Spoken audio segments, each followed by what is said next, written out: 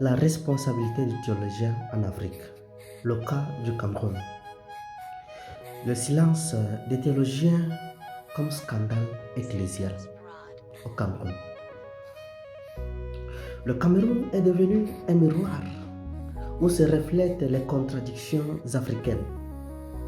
Conflits armés dans les régions anglophones, Boko Haram dans la région de l'extrême nord, corruption généralisée, système politique verrouillé, pauvreté massive, peur collective, exil des jeunes, religion parfois instrumentalisée.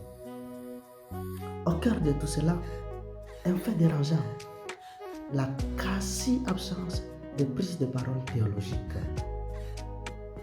Alors, le silence par peur est une tentation compréhensible, mais non évangélique. Certains affirment le théologien ne fait pas de politique. Mais dénoncer l'injustice n'est pas faire de la politique, c'est faire de la théologie. La neutralité est un mensonge confortable. La peur est humaine, elle est compréhensible, mais elle ne peut devenir une méthodologie théologique. Le silence par calcul est une faute spirituelle. Certains préfèrent préserver leurs privilèges, leurs relations, leur position académique. Pourtant, le prophète Ézéchiel avertit, « Si tu ne parles pas pour avertir le méchant, je te demanderai compte de son sang, dit-il dans son livre au chapitre 33, verset 8. La théologie biblique, nous le savons et nous devons la reconnaître, est née dans la persécution. Moïse, Élie, Jérémie, Jean-Baptiste, Jésus lui-même.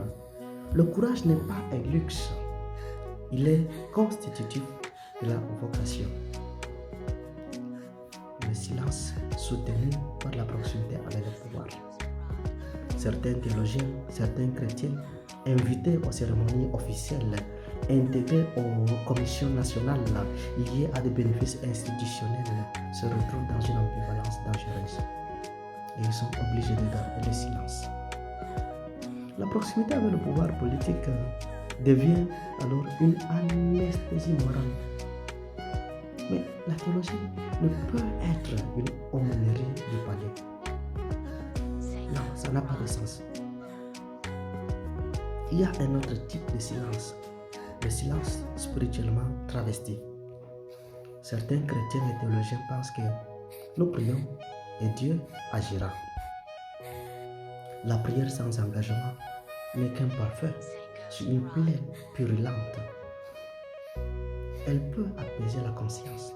Oui, elle peut apaiser la conscience, la prière spirituelle, mais ne guérit pas l'histoire.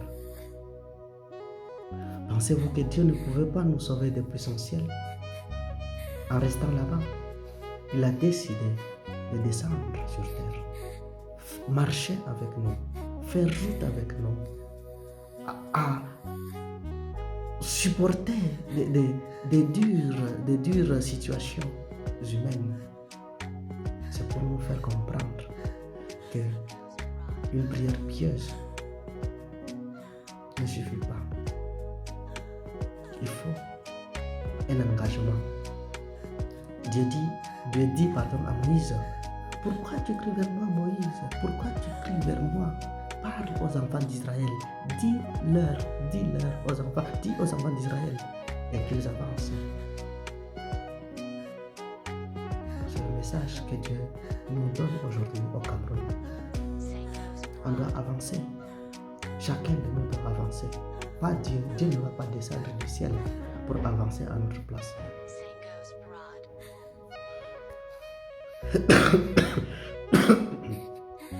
Nous devons apprendre à faire le bien, chercher la justice, protéger l'opprimé, comme nous dit Isaïe dans son premier chapitre, verset 17. La foi authentique, chers amis, ne fuit pas l'histoire, elle l'affronte. La foi authentique doit affronter l'histoire pour pouvoir avancer. Merci bien.